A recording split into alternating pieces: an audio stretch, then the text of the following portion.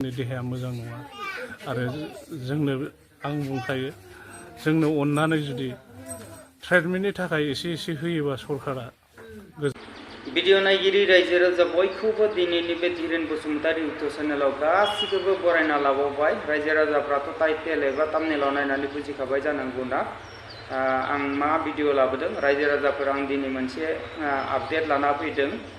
बे आपडेटआनो जाहैबाय जोंहा एनडिएफबि आदामोन बा सारमोना 10 बोसोर पास मा बिथांमोना जेलाव जोबथेनानै दोनजादों। जाहाथे बेयाव बिथांमोना गोबां दुखु खस्थ'जों सहायनानै मैयानि दिनाव एनआईए केसनिफ्राय बिथांमोना बेल मोननानै बिथांमोना न'आव साननैसोनि थाखाय फैदों। जाहाथे बे आपडेटखौनो लाना फैदों। रायजो राजाफ्राथ' बिदिबा बेनि फुरा भिडिअखौ नायनि ना रायजो राजाफोर बेनि उनाव सावरायगोन। आरो लोगोसेनो रायजो राजाफोर भिडिअआ एसे गोलाव जागोन दे, जाहाथे भिडिअखौ जोबजासे नायबानो जाबाय अब्लासो बुजिगोन। थ'दो बिदिबा बेनि उनाव सावरायनोसै ना, भिडिअखौ नायना लाग्रोनोसै।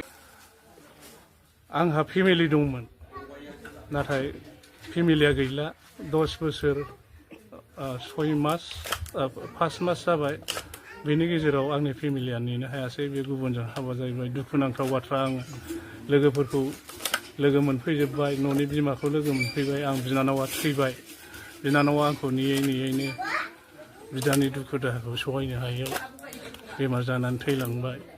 आरो आंनि फंबाया सिखोनाजार हाग्रायाव बुथारजाबाय। एनडिएफबि म्यानमाराव ट्रेनिं होदोंमोन। आफादाव बि खौसे होनो बेयो दिनै मुंख्लं जानायनिबो बेयो मोनाखै। नाथाय आंबो दिनै आंनि जि मोननांगौ गोनां आंबो बेखौ दासिमबो मोननाय जायाखै। दा बेफोरखौ सरकारा जुदि अननानै माबा मोनसे खालामनानै होयोब्ला आं बिराद गोजोननाय मोनगौ। जाहाथे आं फेमिलिखौ नायनो हायो। दिनै बिमाया बेमार, सुगारजों रानख्रेबलांजोब्बाय। दा आङो न'निफ्राय ओंखारनो साइकेल गंसे गैया, थाखा फैसा गरसेबो गैया। सोरबा जुदि आंखौ अनसुंथाइ होयोबा आं गोजोननाय मोनगौमोन। आरो गावनि खुगाजोंनो फोरमायनायखौ रायजो राजाफ्रा खोनाखाबाय जानांगौ। बिथाङा बुंबावदों 10 बोसोर 5 मास जेलाव थानाय समाव आर्मि पुलिसजों बुख्रुब सुख्रुब खालामजानानै बिथांनि देहाया मोजां नङा होनना बुंदों। बिनि थाखायनो जोंनि बिटिआरनि गेदेर गोलाव सारमोनखौ बिथाङा खावलायदों जाहाथे बिथांमोननि ट्रिटमेन्टनि थाखाय जाहाथे गेदेर गोलाव सारमोना एसे एनै अनसुंथाइ होयो। जाहाथे बिथाङा गावनि खुगाजों बे रावखौ फोरमायदों। आरो लोगोसेनो बिथाङा बुंबावदों 10 बोसोर 5 माह बिथाङा एनआईए केसजों जुजिनानै जेलाव थानाय समाव बिथांनि बिसियाबो नेनो हायैनि गुबुन सोरजोंबा दोनखारलांनानै हाबा खालामबाय बा हाबा जाहैबाय होनना बुंदों। बेबो गोबां दुखुनांथावना रायजो राजाफोर। आरो लोगोसेनो बिथाङा मोननैसो राव फोरमायबावदों। बिथांनि बिनानावालायनो गान्दा बसुमतारी सारखौ बेबायदि लामा नायैनो बेमार जानानै दिनै रुंसारि जालांबाय। बिथाङा बेखौबो फोरमायदों। आरो लोगोसे बिनि बिमा बुरिया जाहाथे बेमारजों बा सुगार बेमारजों बिथाङा गोबां भुगिनानै रानफ्लेलांजोब्बाय होनना बुंदों। बिथाङा बेखौबो बुंदों दि आं गावनो गाव माने बिमाखौ गोथां समाव नुफैनानै गोबां खाफाल गोनां साननानै लादों। मानो होनोबा आं बिमाखौबो बेबायदि गोथां अबस्थायाव बा गोथां देहायाव नुफैनाय नङामोन बिथाङा बुंदों। जाहाथे बिथाङा आरो बुंबावदों दि दा जि एनआईए केसजों जुजिनानै बिथाङा मैया बा दाखालिनि समाव बेल मोननानै बिथाङा उदां अख्राङाव साननैसोनि थाखाय बा न' फारसे फैदों। जाहाथे आरोबाव जुदि माब्लाबा जुदि थाबनो जुदि बिथांमोनखौ लांफैयोब्ला, मानो होनबा एनआईए केस नांना थानाय लोगो लोगो बिथांमोना जामिनावसो फैदों नालाय, माब्लाबा समाव माने जामिननि तारिख मारिनो गोनांब्ला जाहाथे रां रुफा गैयिनि थाखाय बिथांमोना गोबां दुखु खस्थ' सहायनांगोन जानो हागौ। बिनि थाखायनो जोंनि बिटिआरनि गेदेरमा सारमोनखौ बिथाङा खावलायदों जाहाथे बिथांमोनखौ रां रुफा जि हायो एसे एनै रांजों अनसुंथाइ होनो थाखाय बिथाङा खावलायदों। जाहाथे आंनिफ्रायबो बेखिनिखौनो बुङो। जोंनि बिटिआरनि चिफ प्रमद बर' सार लोगोसे हाग्रामा सारमोन जेसेबांखिनि गेदेर गोलाव बिटिआरनि सारमोन दं, गेदेर गोलावमोन दं, जाहाथे बिथांमोनखौ गान्दा बसुमतारी सारजों लोगोसे जेसेबांखिनि एनडिएफबि बिथांमोना एनआईए केसजों 12 जन होनना बुंदों, 12 जन बिथांमोना बेल मोननानै जाहाथे न'आव दंफैयो।